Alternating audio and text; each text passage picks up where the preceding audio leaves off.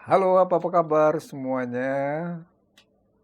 Semoga damai sejahtera Tuhan menyertai kita.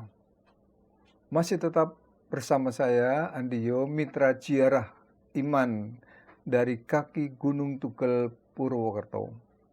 Hari ini saya ingin mengajak saudara melanjutkan perjalanan ziarah iman kita, menikmati pemandangan dalam kitab Amsal. Sebelumnya mari kita berdoa. Tuntunanmu ya Allah sungguh ajaib. Engkau tidak pernah meninggalkan kami bahkan ketika kami meninggalkan Engkau. Engkau terus berada di depan pintu hati kami sambil mengetok. Apabila kami merelakan diri untuk membuka, Engkau akan masuk dan mengajak makan bersama-sama.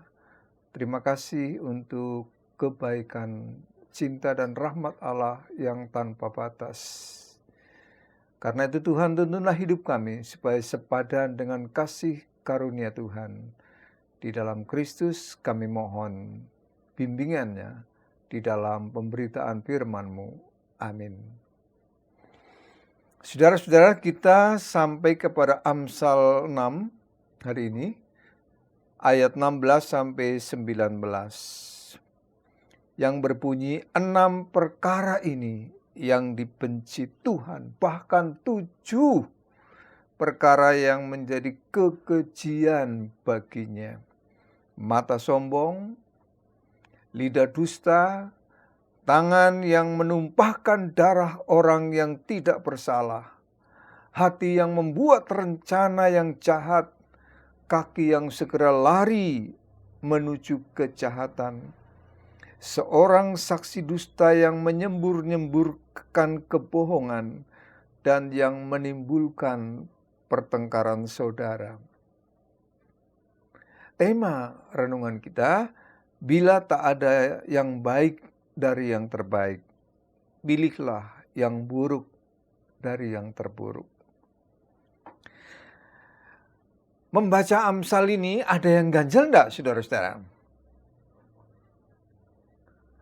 Kalau dilihat sepintas, mungkin wajar-wajar saja ayat-ayat ini. Tetapi kalau diperhatikan lebih dalam dan lebih jauh, mungkin akan terasa ganjelannya.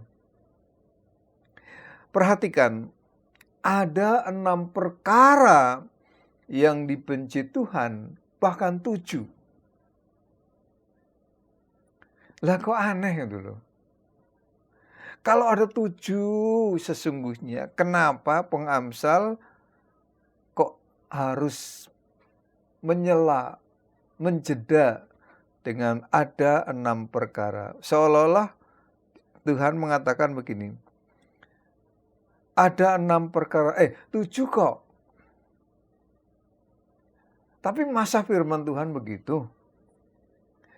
Kalau pakai ralat segala macam, jangan-jangan terjemahannya yang keliru dari teks aslinya. Enggak, saudara. Ini bukan soal keliru. Tetapi ini memang gaya pengamsal yang sangat jitu. Pengamsal ini piawai sekali menggunakan gaya bahasa. Nah, salah satunya pengamsal menggunakan trik sastra yang hebat.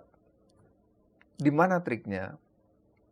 Yaitu bahwa pengamsal sesungguhnya sedang menggiring pembaca untuk memperhatikan yang ketujuh, yaitu yang menimbulkan pertengkaran. Kalau mata sombong, lidah dusta, ringan tangan, pikiran jahat, kaki yang segera lari menuju kejahatan, saksi dusta yang suka hoax, fitnah, itu semua perkara yang Tuhan tidak senang, memang. Tetapi wilayahnya masih personal, individual. Biasa-biasa saja, masalah yang umum, dampaknya masih terlokalisir. Mata sombong, personal. individual. Lidah dusta sangat personal, individual, dan seterusnya. Untuk 6 hal itu. Tetapi yang menimbulkan pertengkaran, inilah yang justru mendapat garis bawah. Yang sangat ditekankan, digaris bawahi. Karena sifatnya itu yang melebar dan meluas. Tidak lagi individual, tetapi sudah komunal. Bahkan bukan hanya komunal, tetapi sudah melebar ke lokal, regional, bahkan nasional. Jadi yang komunal ini, persekutuan itu, lokal ini kemudian mengembang menjadi regional. Antar daerah, antar wilayah, sedaerah, bahkan kemudian meluas sampai ke semua pelosok negara. Ini kan gaduh itu. Jadi semakin meluas kegaduhannya, akibatnya tentu saja semakin merusak keutuhan. Semakin merasuk, semakin meluluh lantakan bangunan kesatuan, merobek-robek tenun kebersamaan. Kan bahaya itu, kalau sampai terjadi seperti itu. Kalau hanya melihat mata yang sombong, kemudian mulut yang dusta, itu sih meskipun bikin kita sebel, ya kan? Bikin kita sebel, tetapi tidak membawa dampak yang luas. Tetapi kalau sudah viral, gaduh sampai pada tingkat nasional, kan mudah sekali menimbulkan masalah sosial yang berimbas pada stabilitas ekonomi, politik, keamanan, bila tidak bijak menanganinya. Dan ini yang dibenci oleh Tuhan, bahkan paling dibenci. Yaitu kalau dampak destruktifnya meningkat dibandingkan dengan daya konstruktifnya, daya bangunannya. Tentu saja saudara-saudara, Tuhan tetap tidak suka dengan yang 6 tadi. Karena itu juga bukan sikap dan cara hidup yang dikehendaki Allah. Bukan cara dan sikap hidup yang ideal. Jadi di dalam hidup ini ada daya perusak yang sifatnya personal. Arealnya terdampak masih di ruang lingkup individu. Saya dengan siapa? Namun ada yang daya rusaknya bukan lagi personal, tetapi komunal, persekutuan. Apakah itu identitas etnis, apakah itu identitas agama, tingkat sosial, bahkan bisa nyasar yang lebih luas, sampai kepada kegaduhan nasional. Nah, melalui sikap ini, Tuhan ingin melalui pengamsal ini, ingin mengajak kita untuk selalu waspada.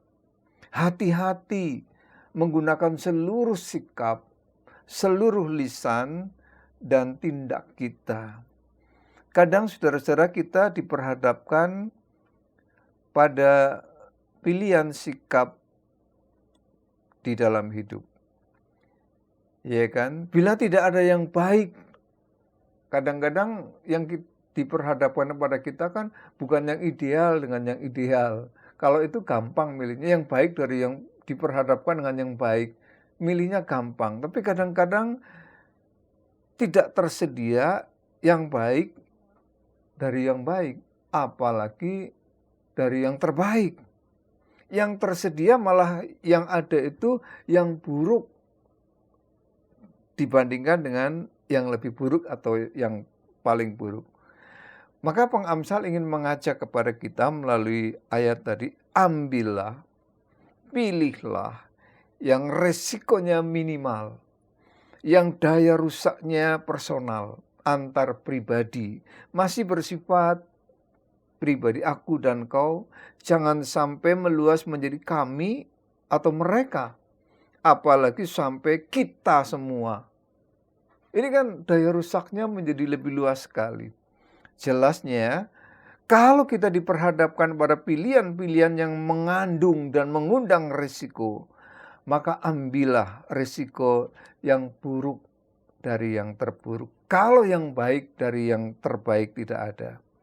Semua tidak ada yang ideal dalam bacaan kita. mata sombong, lidah dusta, tangan menumpahkan darah orang yang tidak bersalah, hati yang membuat rencana yang jahat, kaki yang segera lari menuju kejahatan, seorang saksi dusta. Nggak ada yang ideal. Dan Tuhan tidak suka itu dengan semuanya. Tetapi kalau kita menggunakan skala prioritas, maka Tuhan mengajak kita agar jangan sampai melakukan yang terburuk, yang resikonya bisa membuat kita terpuruk. Ini yang tidak dimaui Tuhan. Meskipun kita tidak bisa menghindar dari sesuatu yang buruk itu, maka ambillah yang resikonya berdampak minimal. Dan bukan yang meluas, apalagi yang maksimal. Tuhan memberkati kita semua. Amin.